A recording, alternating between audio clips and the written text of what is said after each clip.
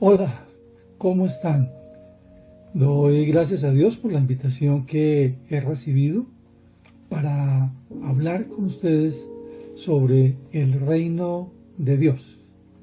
Estaré basándome en varios pasajes, pero me gustaría que buscaran en sus Biblias Lucas capítulo 4, versículo 43.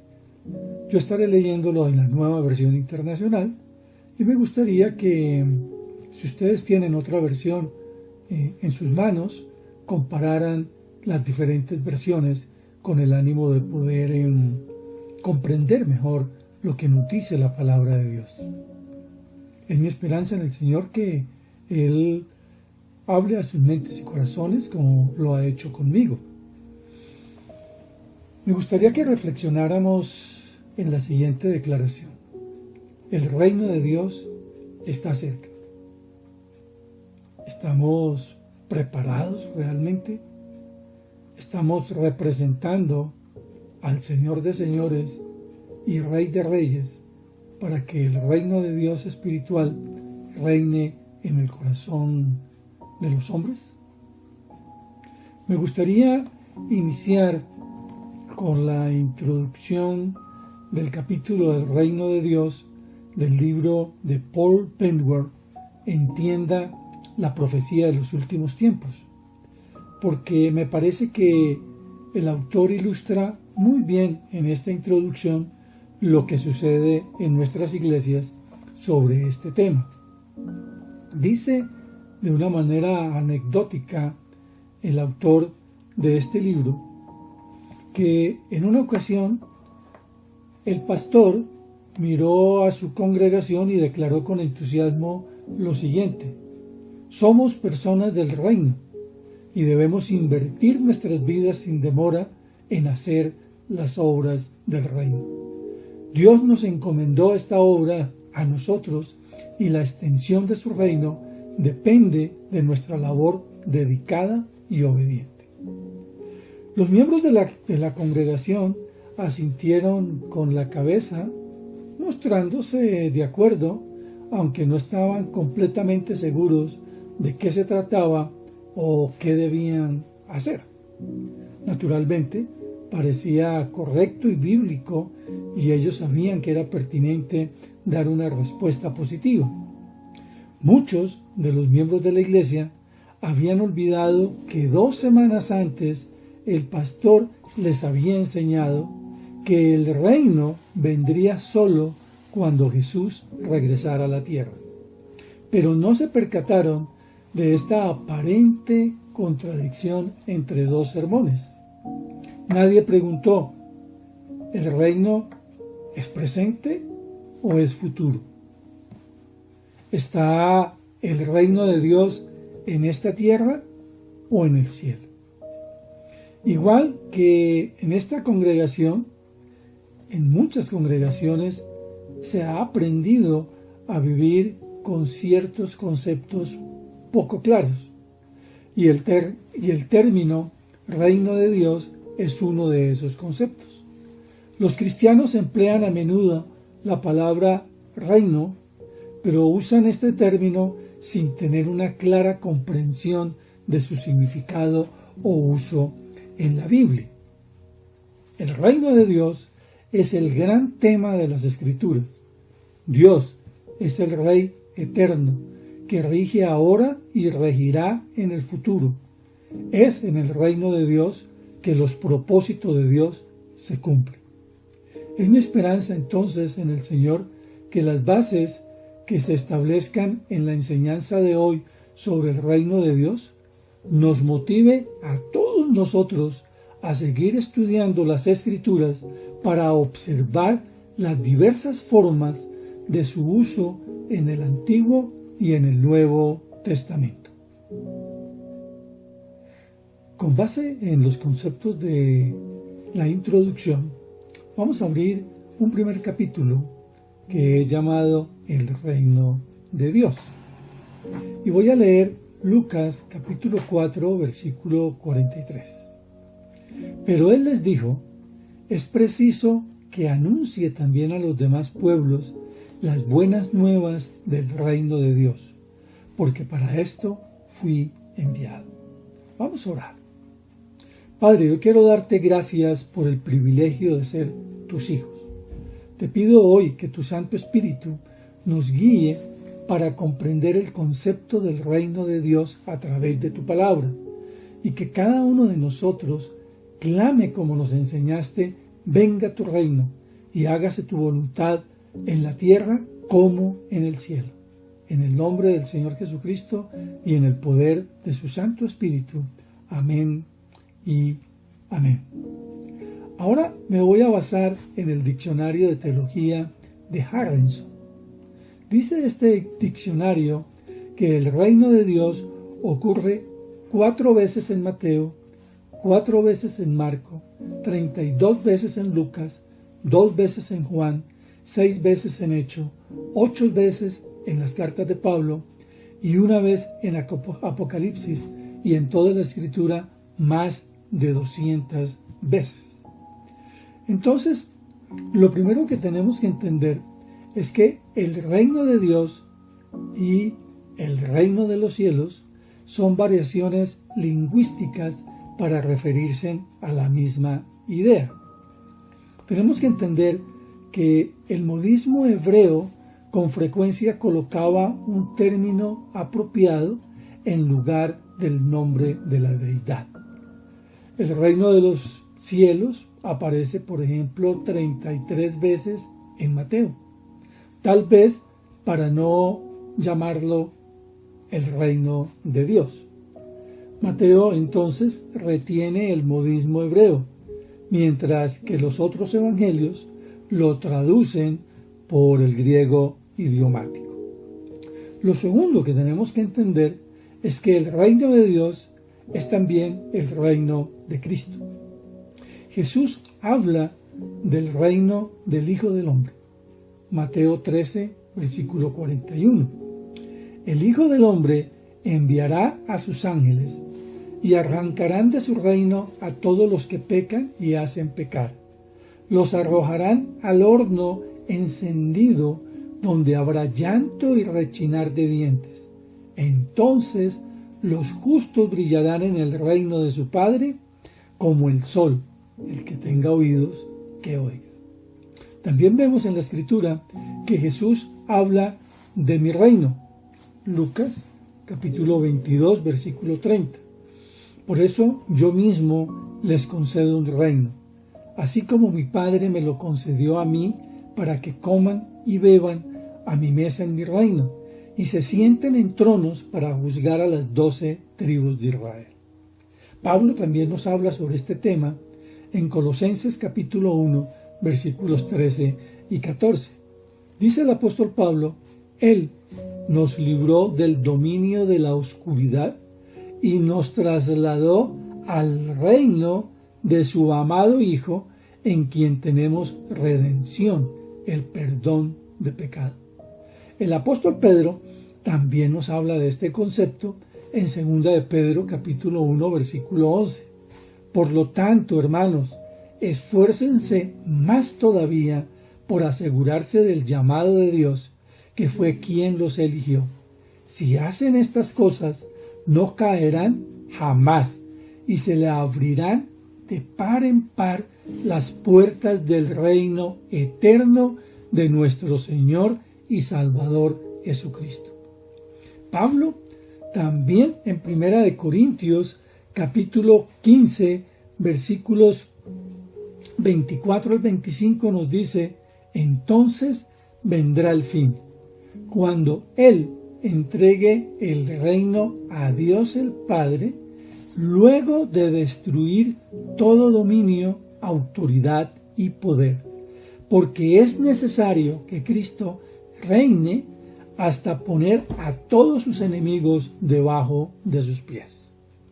Por tanto, el reino de Cristo es el reino de Dios.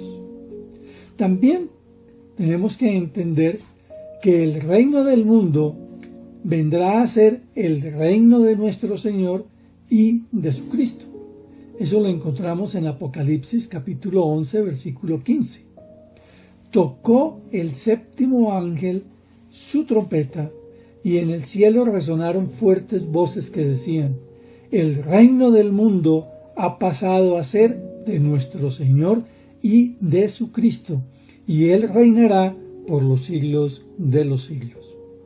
Teniendo en cuenta esto que hemos visto, leamos ahora Marcos capítulo 1 versículo 15 con el propósito de poder entender mejor el pasaje de Lucas capítulo 4. Dice Marcos 1:15: se ha cumplido el tiempo, decía, el reino de Dios está cerca, arrepiéntanse y crean las buenas nuevas. Concluyamos entonces qué nos enseñan estos dos versículos, pero basémonos ahora en el nuevo comentario bíblico de la Casa Bautista de Publicaciones. Leamos. Dice entonces este comentario lo siguiente: Jesús empezó a proclamar las buenas nuevas de Dios, que el tiempo de espera llegaba a su fin y que el reino de Dios largamente esperado estaba cerca.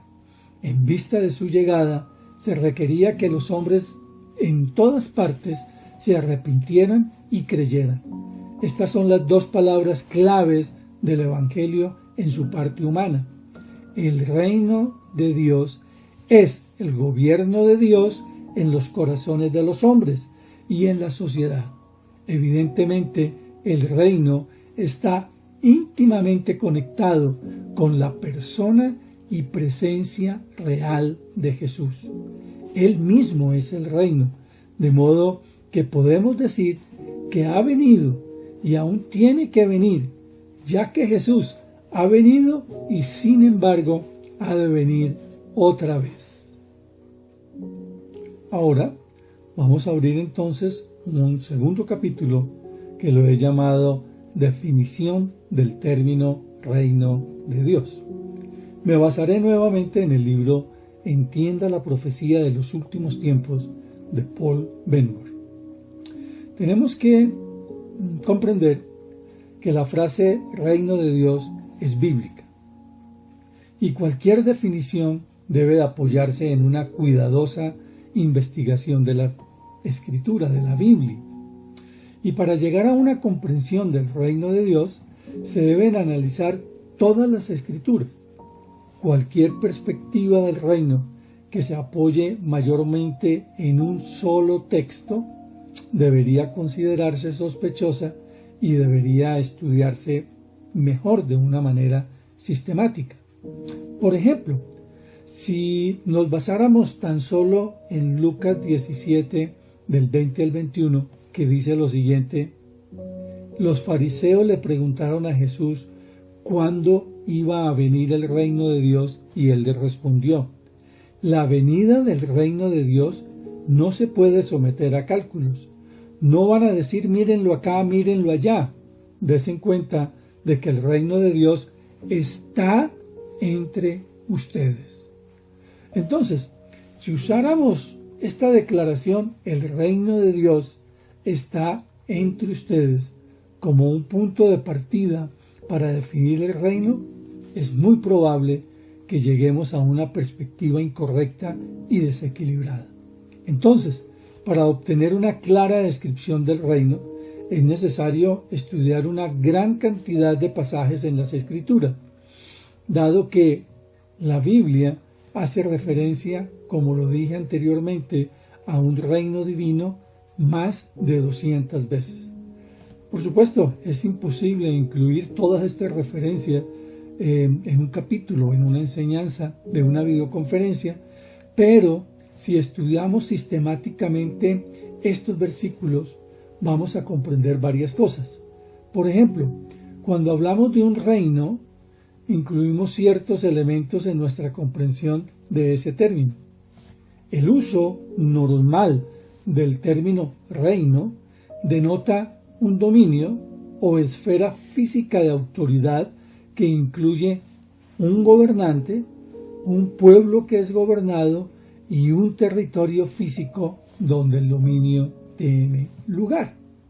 Entonces, de una manera general, podemos decir que, como se usa en las Escrituras, el término reino de Dios se refiere al dominio del soberano Dios en su creación. Con base en lo que hemos estudiado anteriormente, abramos entonces un tercer capítulo. Lo he titulado Los diversos aspectos del reino de Dios. Y es importante que miremos cada uno de estos aspectos con el propósito que cada vez que encontremos en la Escritura el término reino, tratemos de asociar esto que estamos leyendo del reino de Dios a cuál de los aspectos que vamos a estudiar a continuación hace referencia el pasaje. Porque cuando las Escrituras hablan del dominio de Dios sobre la creación, se hacen evidentes varios aspectos del reino. Para poder entender el dominio del reino de Dios, deben distinguirse estos aspectos. También se hace evidente que el contexto en el cual se habla del reino va a contribuir en gran manera para determinar el aspecto que tiene en mente el escritor. Nuevamente me voy a apoyar en el libro de Paul Benward, Entienda las profecías de los últimos tiempos, porque él nos da 6 puntos claves que nos permiten comprender el concepto del reino de Dios en los diferentes pasajes, tanto del Antiguo como del Nuevo Testamento. Empecemos. El primero, el reino de Dios universal. El reino de Dios universal es el dominio de Dios sobre todo el universo. En este reino, nada sucede fuera de la voluntad de Dios, porque Él es el soberano y Él es el que gobierna. Veámoslo en 2 pasajes. Primera de Crónicas 29, 11 al 13. Tuyos son, Señor, la grandeza y el poder, la gloria, la victoria y la majestad. Tuyo es todo cuanto hay en el cielo y en la tierra. Tuyo también es el reino, y tú estás por encima de todo. De ti proceden la riqueza y el honor. Tú lo gobiernas todo. En tus manos están la fuerza y el poder. Y eres tú quien engrandece y fortalece a todos. Por eso, Dios nuestro, te damos gracias y a tu glorioso nombre tributamos alabanzas. También encontramos el concepto del reino universal en el Salmo 145, 13. Dice el salmista: tu reino es un reino eterno, tu dominio permanece por todas las edades. El segundo concepto que debemos de tener presente es el reino de Dios espiritual. El reino de Dios espiritual es el dominio de Dios sobre todos aquellos que son creyentes, es decir, aquellos que han experimentado la obra regeneradora del Espíritu Santo. Este concepto lo encontramos en el diálogo entre Jesús y Nicodemo, Juan capítulo 3, versículos del 1 al 10. Había entre los fariseos un dirigente de los judíos llamado Nicodemo. Este fue de noche a visitar a Jesús. Rabí, le dijo, sabemos que eres un maestro que ha venido de parte de Dios, porque nadie podría hacer las señales que tú haces si Dios no estuviera con él. De veras, te aseguro que quien no nazca de nuevo no puede ver el reino de Dios, dijo Jesús. ¿Cómo puede uno nacer de nuevo siendo ya viejo?, preguntó. Nicodemo, ¿acaso puede entrar por segunda vez en el vientre de su madre y volver a nacer? Yo te aseguro que quien no nazca de agua y del Espíritu no puede entrar en el reino de Dios, respondió Jesús. Lo que nace del cuerpo es cuerpo, lo que nace del Espíritu es espíritu. No te sorprendas de que te haya dicho, tienen que nacer de nuevo. El viento sopla por donde quiere y lo oyes silbar aunque ignoras de dónde viene y a dónde va. Lo mismo pasa con todo el que nace del Espíritu. Nicodemo replicó: ¿cómo es posible que esto suceda? Tú eres maestro de Israel y no entiendes estas cosas, respondió Jesús.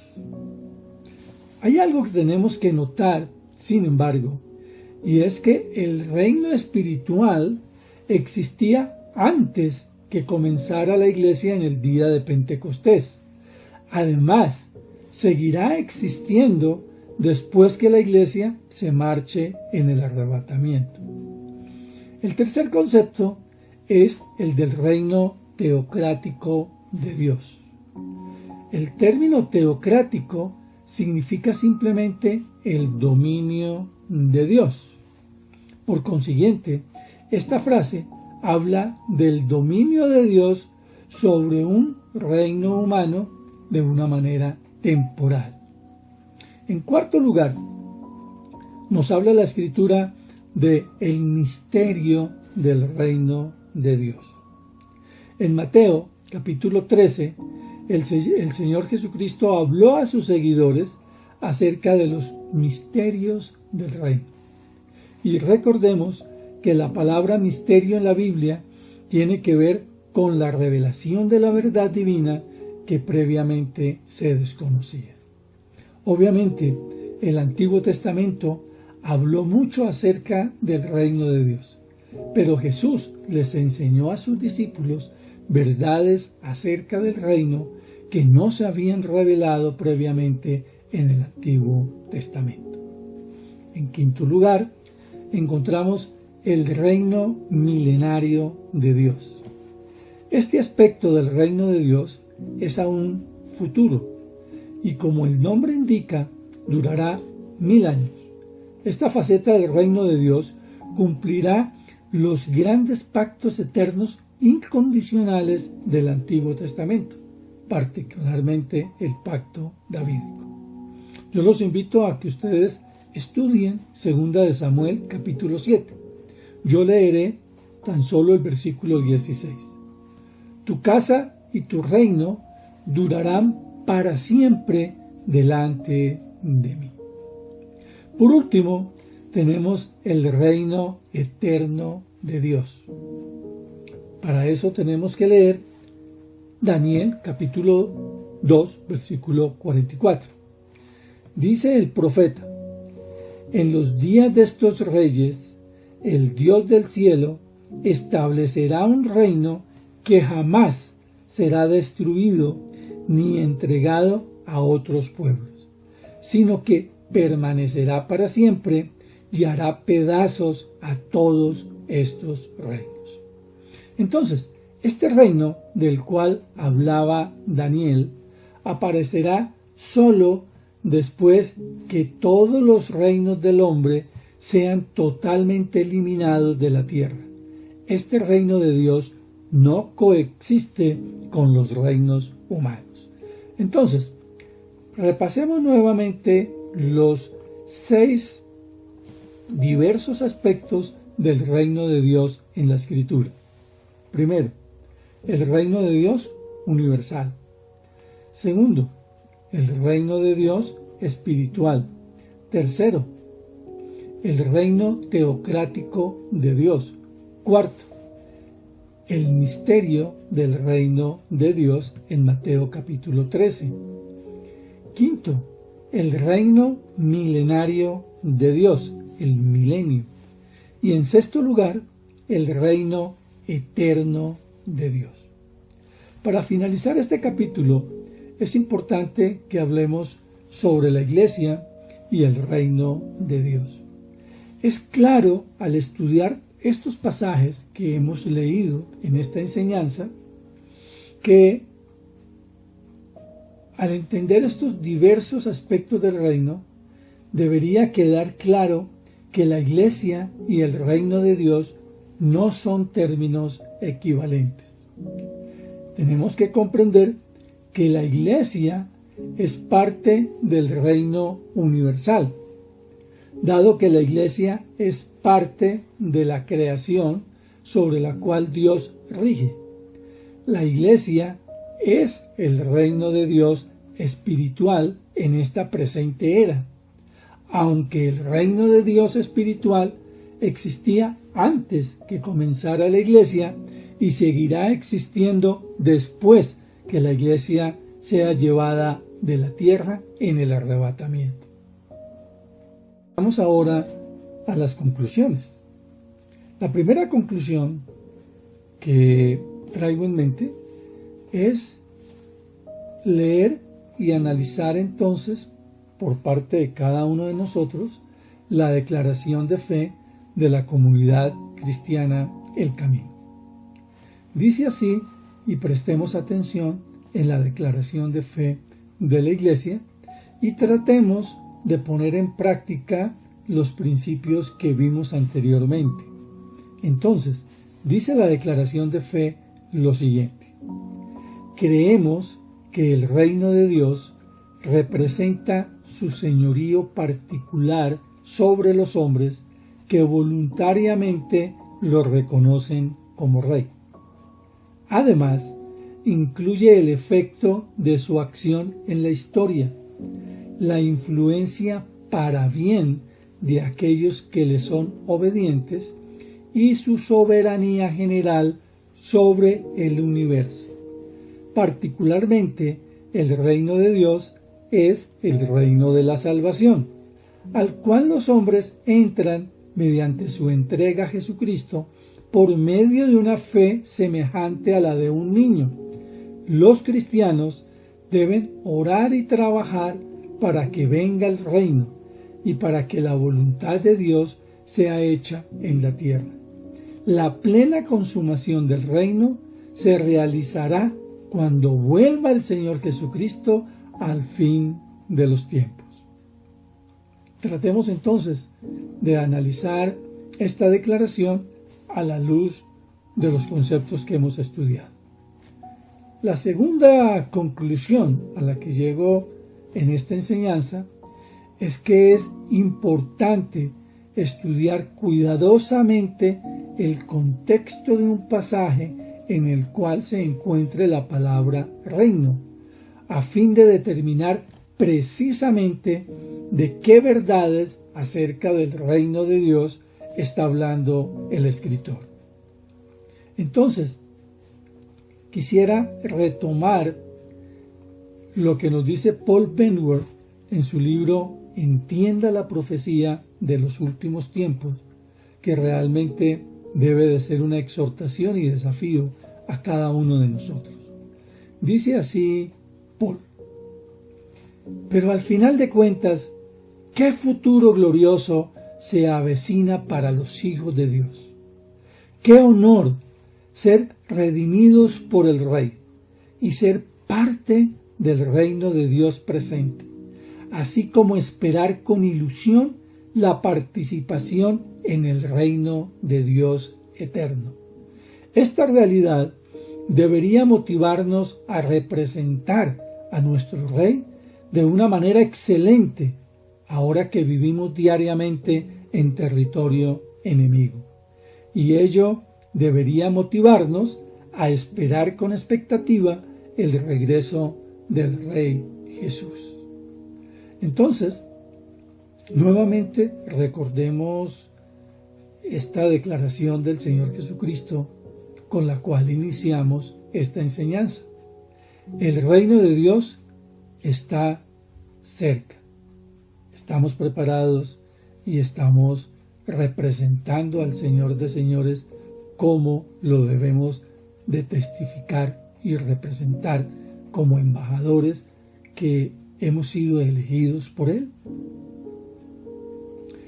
Dios los bendiga y hasta una próxima enseñanza. Chao.